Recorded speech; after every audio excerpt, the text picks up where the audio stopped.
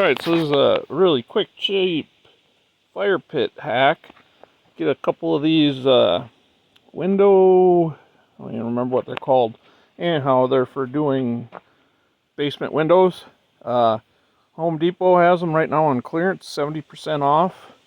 These ones were like $8 each. Those ones were like $10 each.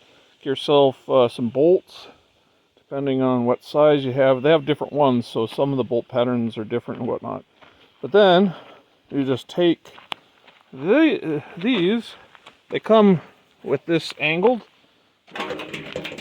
You could just bend it yourself. It's pretty thin, galvanized. So just bend that straight and then put the two of them together, bolt them together. You might have to round it a little because it's kind of an oval, but just round it a little once it's bolted together. You got a fire pit. I'll show you when I'm done. So here it is, basically put together.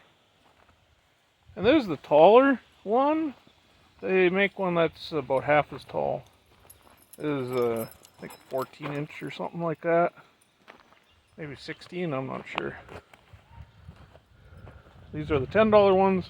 The other ones are the $7 ones. And then they make the really deep ones, but those are like 60, 70 bucks. They're way, way bigger. So, like I say, I just bolted it together. I used the impact to get them nice and flush. You can see. Ended up with the wrong bolts, so I had to use some washers and stuff. But if you get the right bolts, you wouldn't have to. So, I basically have $25 into this, including all the bolts and washers and nuts. So yeah, hurry to Home Depot and pick yourself up under $30 galvanized fire pit. Real nice.